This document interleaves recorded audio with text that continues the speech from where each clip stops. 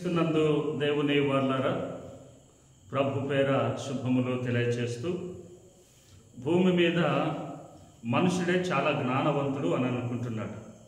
కానీ దేవుని వాక్యము జ్ఞాపకం చేస్తుంది, మనుషుని కంటే చాలా జ్ఞానము కలిగినటువంటి జీవులు చాలా ఉన్నవి అని అంటున్నాడు. వాటిలో కొన్ని మనము చూద్దాం. సామెతల గ్రంథము 30వ అధ్యాయము 24వ వచనము ఇలాగ నాకు జ్ఞాపకం చేస్తుంది. భూమి మీద చిన్నవి 4 కలవు, అయినను అవి మిక్కిలి జ్ఞానము కలవి, మిక్కిలి జ్ఞానము గలవి. అందులో మొదటిది చీమలు. దేవుని మాట అంటుంది, చీమలు బలము లేని జీవులు, అయినను అవి వేసవిలో తమ ఆహారమును సిద్ధపరచుకొనును.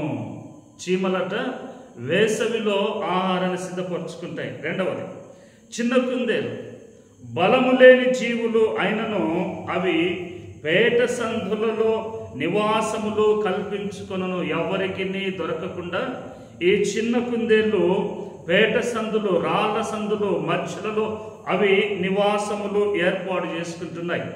మూడవది జ్ఞాపకం చేస్తాడు, మిడతలు.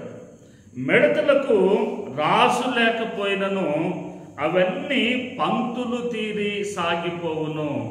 మిడతలకు రాజు లేడు, నాయకుడు లేడు, లీడరు లేరు, ఎవరు లేరు, అయినా అవన్నీ కూడా సీరియల్గా 1 by 1 ఒకటి ముందుకు సాగుతున్నాయి.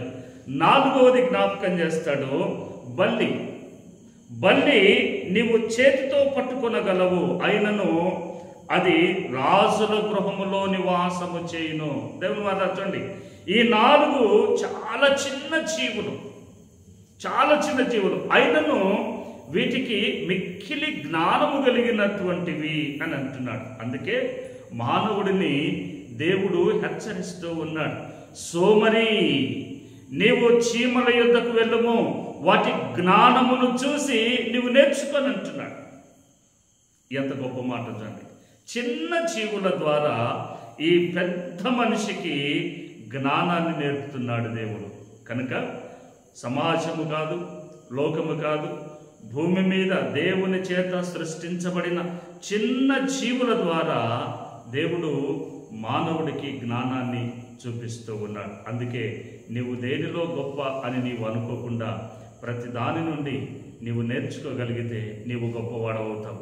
దేవుడు నిన్ను అలాగున నడిపించును గాక.